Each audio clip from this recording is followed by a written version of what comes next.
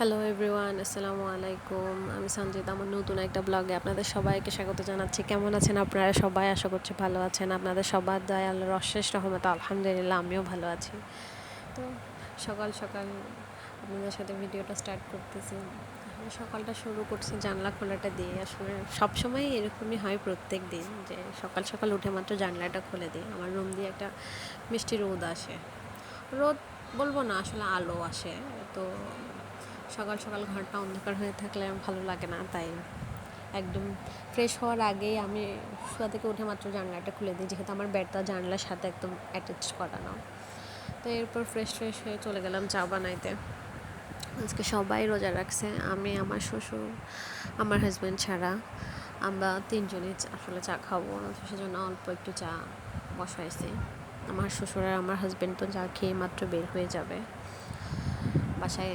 আমি আর আমার ছোট ছেলেটাই আসলে রোজে রাখি নাই, তো সেজন্য আজকে তেমন কোনো রান্না বান্নার ঝামেলাও নাই। আর বিশেষ করে আমাদের সবসময় রান্নাটা রাতের বেলায় হয়ে থাকে, সকালে তেমন একটা ঝামেলা হয় না। শুধু একটু তরকারিগুলো একটু গরম করে নিই আর অল্প একটু ভাত রান্না করি, আমরা যতজন থাকি সে অনুযায়ী।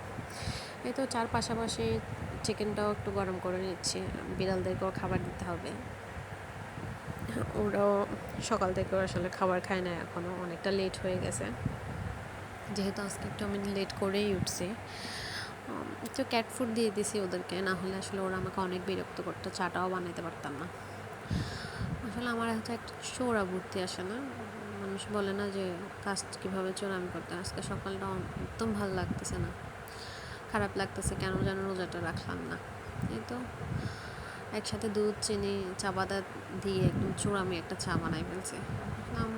আমার শ্বশুরবাড়িতে সবাই লিকুইড দুধ দিয়ে চা খায়, তো ওদের সাথে থাকতে থাকতে আসলে আমিও ওই রকম দুধেই চা খেতে অভ্যস্ত হয়ে গেছি। অবশ্য সব রকম দুধেই চা খেতে ভালো লাগে, চাটা একটু ঘন হলেই হয়, মানে রঙটা একটু কড়া হলে চাটা খেতে ভালো লাগে আর কি। শর্টকাট করে একদম দুধ, চিনি, চা পাতা সব একসাথে দিয়ে বসাই দিলাম।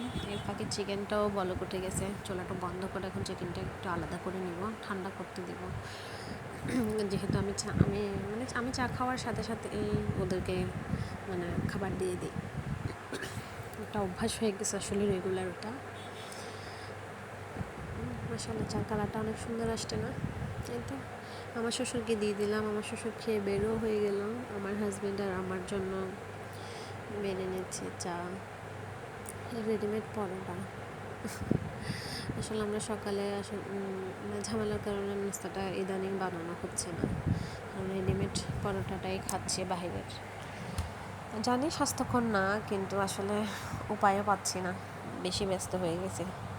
বেশি ব্যস্ত না, আসলে ফাঁকিবাজি হয়ে গেছি আর কি। চাইলে কিন্তু ঠিকই পারা যায় ইনশাল্লাহ।